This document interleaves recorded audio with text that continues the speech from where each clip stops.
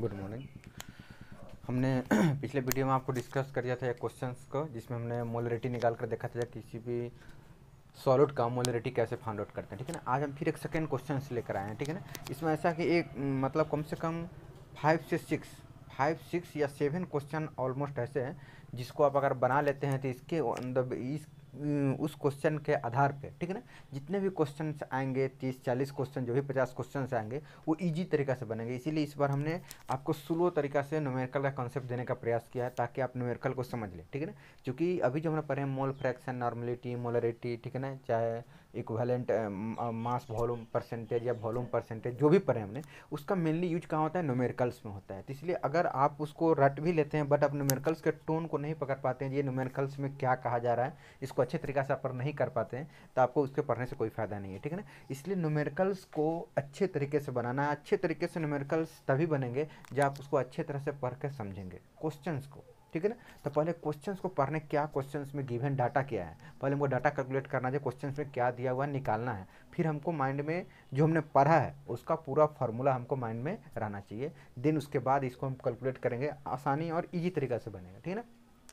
तो पिछले वीडियो में एक क्वेश्चन को हमने डिस्कस किया था। इस वीडियो में अब वीडियो में एक क्वेश्चन है जिसमें कह रहा है, ध्यान दीजिए यहाँ पर, कैलकुलेट मोलालिटी। ठीक है ना। Calculate molality. जब भी मोलालिटी माइंड में आता है तो मोलालिटी को जनरली हम लोग डिनोट करते हैं स्मॉल एम से। किससे? स्मॉल एम से। और मोलारिटी को डिनोट करते हैं कैपिटल एम से। समझ में आया? मोलालिटी को इसे डिनोट करते हैं स्मॉल एम और मोलारिटी को डिनोट करते हैं कैपिटल एम से। जब भी मोलालिटी की बात आता है, जब भी मोलालिटी या मोरालिटी, ठीक है ना, दोनों में से कोई भी अगर आता है तो इसमें number of moles of solid important होता है। आपको हम पिछले वीडियो में बताए थे, इस वीडियो में बता रहे हैं। ठीक है ना। आप बार बार इसको याद रखिए। Number of moles of solid निकालने के लिए या तो मोल्स दिया हुआ रहेगा, ठीक है, अगर नहीं दिया हुआ है तो उसको निकालने के लिए मास ऑफ सॉलिड, ठीक है ना, बटा में मोल और मास ऑफ सॉलिड, दोनों का जो रेशियो होता है ना, यानी कि WB बटा में MB, कौन सा? WB और बटा में MB, इन दोनों का रेशियो जो होता है वो मोल्स होता है किसी का भी। अगर B है इट मीन सॉल्यूट, WA बटा में अगर MA हो जाएगा इट मीन्स मोल्स ऑफ कौन सा? सॉल्वेंट, क्योंकि हम लोग A से सॉल्वेंट को डिनोट करते हैं। ठीक है ना। तो कुछ बेसिक बातें माइंड में रखना है कि मोल्स कैसे निकालता है, बस सिंपली, और फार्मूला माइंड में होना चाहिए। ठीक है ना। मोल्स कैसे निकालते हैं और फार्मूला माइंड में होना चाहिए, और क्वेश्चंस पढ़ने के बाद ये पकड़ में आना चाहिए कौन सॉल्यूट है और कौन सॉल्वेंट है, सॉल्यूशन कितना है या सॉल्वेंट कितना है, ये क्वेश्चंस को अच्छे से पढ़ने के बाद ही पता चलेगा। ठीक है ना। तो हमको ये मोलिटी फाइंड आउट करना है। ठीक है। तो मोलिटी निकालने के लिए हमको ये माइंड होना चाहिए number of moles of solid बटा में कौन सा? मास ऑफ कौन सा? Solvent. Mass of solvent, solvent का मास रहता है, उस दोनों का रेशियो को हम लोग क्या बोलेंगे? मोलालिटी बोलेंगे। ठीक है ना। तो calculate molality and mole fraction of a solution containing 2.5 gram. Molality and mole fraction of a solution, की सोल्यूशन का निकालना है, containing 2.5 gram of ethanoic acid. कितना ग्राम इथेनोइक एसिड है?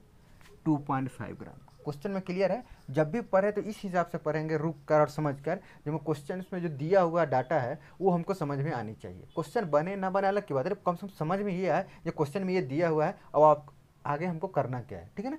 तो यहाँ पर 2.5 gram ethanoic acid, ethanoic acid formula होता है CH3COOH। CH3COOH का मतलब क्या होता है? इथेनोइक एसिड होता है, या C2H5OH भी बोल सकते हैं। ठीक है ना। तो ये इथेनोइक एसिड हो गया।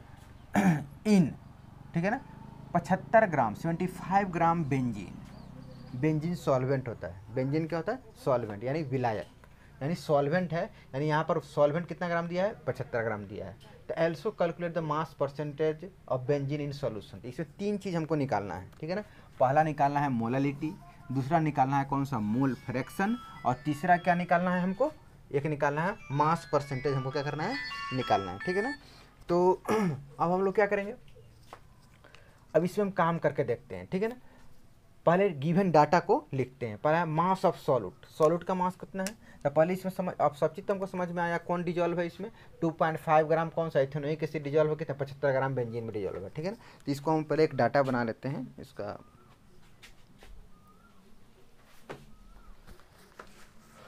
याद माइंड में रखना है कि 2.5 ग्राम इथेनोइक एसिड है। इस क्वेश्चन को हम हटा देते हैं और इस पर हम थोड़ा अच्छे तरीके से समझ लेते हैं। ठीक है ना। कम से कम 5 क्वेश्चन ऐसे होंगे जिसको हम अच्छे से समझेंगे, देन हम क्वेश्चंस आपको हम राइट डाउन करेंगे और देंगे कि आप उसको बनाइए। बनेगा, उसके बाद गारंटी है कि बनेगा, लेकिन पहले इस क्वेश्चंस को अच्छे से पढ़कर उसका जो गिवन डाटा है उसको समझना क्या है? बहुत ज़रूरी। ठीक है ना।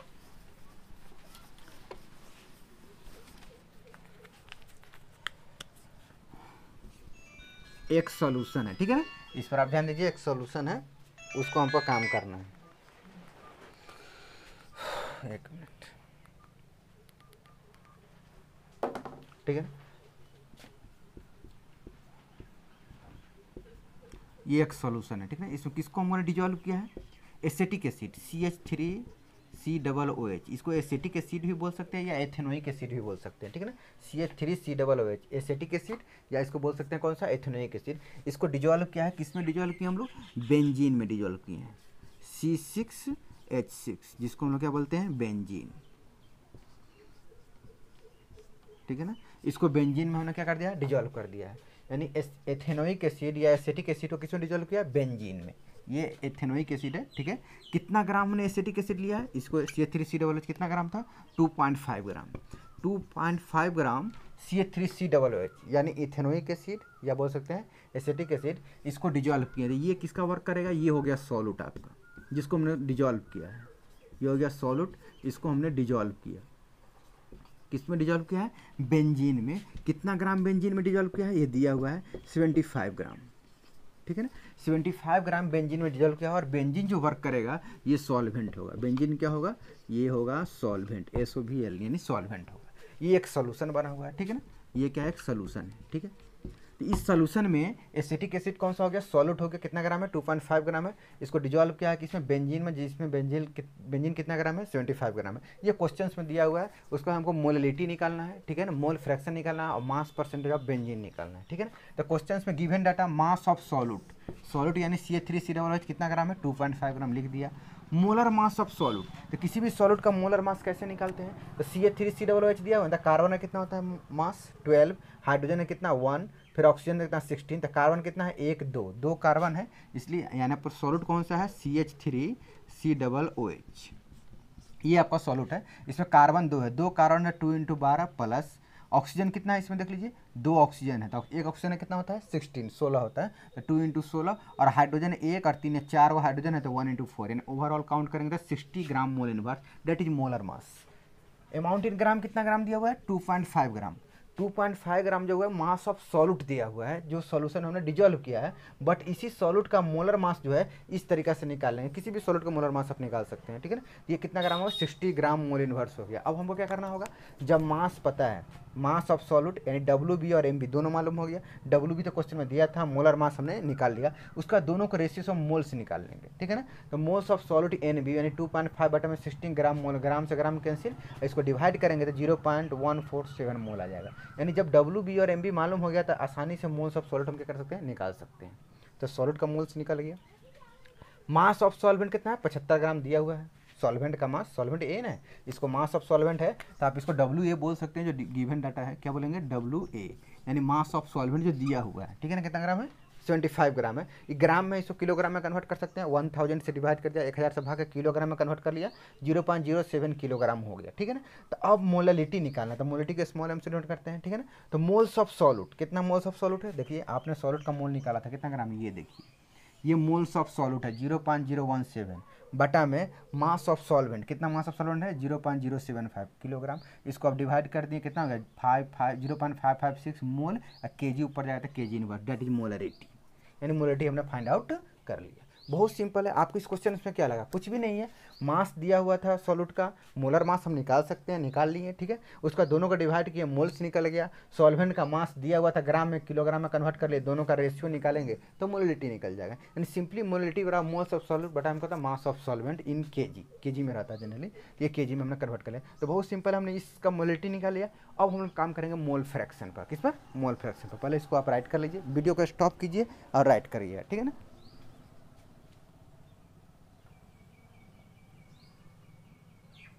ये रहा आपका मोल फ्रैक्शन निकाला हुआ है, ठीक है ना। अब इसको अच्छे तरीके से समझेंगे मोल फ्रैक्शन को हमने कैसे फाइंड आउट किया है, ठीक है।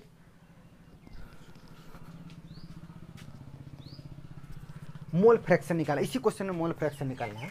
तो मोल फ्रैक्शन का फॉर्मूला क्या होता है, फिर माइंड में कीजिए। मोल फ्रैक्शन में आपको मैंने पढ़ाए थे, जिसका भी मोल फ्रैक्शन निकालना था उसके मोल्स को ऊपर लिखते हैं, नीचे में दोनों मोल को सॉल्वेंट प्लस सॉल्यूट जोड़ते हैं, जोड़कर और लिखते हैं। यानी अगर मोल्स A का निकालना है तो मोल्स फ्रैक्शन ऑफ ए यानी मोल फ्रैक्शन को डिनोट किससे करते हैं हम लोग, एक्स से। फिर माइंड में कैप कीजिए, मोल फ्रैक्शन को हम एक्स से डिनोट करते हैं, और एक्स ए लिखा हुआ है इसका मतलब mole fraction of solvent, X B लिखा हुआ है इसका मतलब मोल फ्रैक्शन ऑफ सॉल्यूट, ठीक है ना।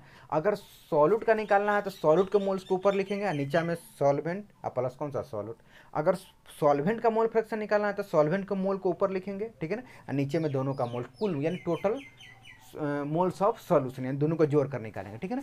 तो अब पहले हमको ये देखना कि दोनों का मोल पता होना जरूरी है, किसका, सॉल्यूट का भी और सॉल्वेंट का भी। तो हमने यहाँ पर सॉल्यूट का मोल निकाल चुके हैं हम लोग NB, अब हम निकाले हैं, अब हमको सॉल्वेंट का मोल निकालना पड़ेगा, ठीक है ना। तो मोल्स ऑफ सॉल्यूट NB का वैल्यू तो हम पहले ही निकाल चुके हैं, कितना निकाले हैं, यहाँ पर निकाले 0.07, ये पहले हमने निकाल चुके हैं, मोलिटी में हमने इसका वैल्यू निकाल चुके हैं।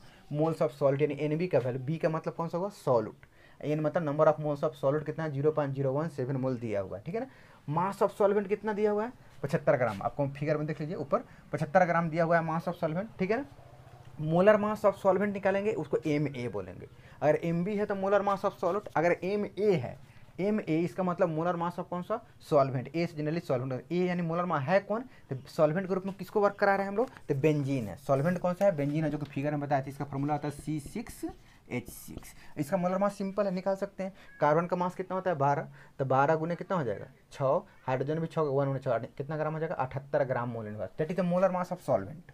सिंपली है, यानी WA दे दिया और MA दे दिया, ठीक है ना, WA और MA दे दिया। अब दोनों का रेशियो जो होगा वही मोल होगा। अगर WB था और MB था, दोनों का रेशियो सॉल्यूट का मोल, और WA और MA दोनों का रेशियो किसका, सॉल्वेंट का मोल। तो हमको सिर्फ क्वेश्चन से ये पहचानना है कि W यानी सॉल्वेंट कौन है, सॉल्यूट कौन है, उसका मास कितना ग्राम दिया हुआ है, और उसका मोलर मास निकालने का ये सिंपल तरीका होता है, ठीक है ना।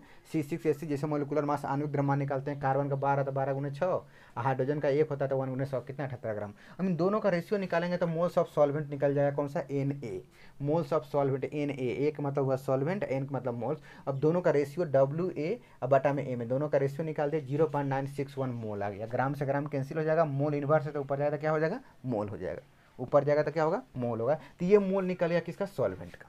अब दोनों का मोल हमको पता है, सॉल्यूट का मोल पता है, सॉल्वेंट का मोल पता है तो आप मोल फ्रैक्शन बहुत आसानी से निकाल सकते हैं। अगर हमको मोल फ्रैक्शन आप कौन सा निकालना है, एक्स से, यानी सॉल्वेंट का निकालना है, तो सॉल्वेंट का मोल को ऊपर लिखेंगे, नीचे में दोनों का मोल को ऐड करेंगे। तो सॉल्वेंट का मोल है 0.961 और 0.071 प्लस 0.9, दोनों को जोड़ दिए, मोल फ्रैक्शन निकल गया। उसी तरीके से आप मोल फ्रैक्शन निकाल सकते हैं किसका, अगर सॉल्यूट का मोल फ्रैक्शन आपको निकालना है, मोल फ्रैक्शन ऑफ कौन सा, सॉल्यूट,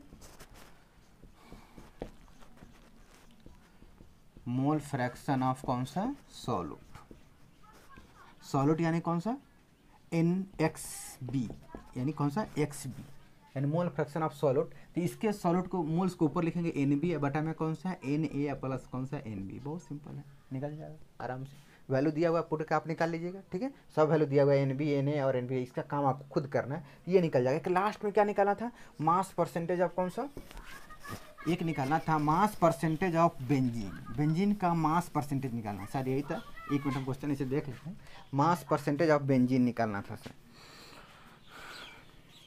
हाँ, मास परसेंटेज ऑफ बेंजीन का निकाला है। तो परसेंटेज ऑफ बेंजीन निकालने के लिए क्या करना पड़ता है, हमको जिसका भी मास परसेंटेज निकालना रहता है, फार्मूला पीछे पढ़ाया था याद है कि मास परसेंट, अगर तो percentage mass of benzene, mass percent of अगर बेंजीन निकालना है तो बेंजीन का मास कितना ग्राम है, 75 ग्राम है, ठीक है ना। और टोटल मास कितना है, 75 ग्राम, और उसका मास टोटल कितना दिया हुआ, दोनों को ऐड कीजिए, 75 ग्राम और उसका मास कितना था, WA प्लस WB, उसका मास कितना 2.5 ग्राम, देख लीजिए दिया हुआ है। सॉल्यूट का दोनों का मास 75 ग्राम प्लस कौन सा, सॉल्यूट कितना था 2.5 ग्राम और मल्टीप्लाई कितना 100, बस हो गया, बहुत सिंपल है। कि जिसका भी मास परसेंटेज निकालना लगा उसके मास को ऊपर नीचे में total mass multiply by 100, mass percentage जहाँ आपको मतलब पढ़ाए हैं वहाँ पर आप देखिए, ये पर ये यही फार्मूला है कि जिसका भी मास बेंजीन का निकालना है तो बेंजीन के मास को ऊपर निकले, नीचे में फुल मास मल्टीप्लाई बाय 100 निकाल लीजिए, कैलकुलेट करिए, मास परसेंटेज अब कौन सा हो गया, बेंजीन हो गया, ठीक है ना। तो इस तरह से mass percentage, mole fraction, molality, और पिछले वीडियो में हमने बताया था नॉर्मलिटी, चारों का हमने एक नॉर्मलिटी भी बताया था, मोलारिटी, ठीक है ना।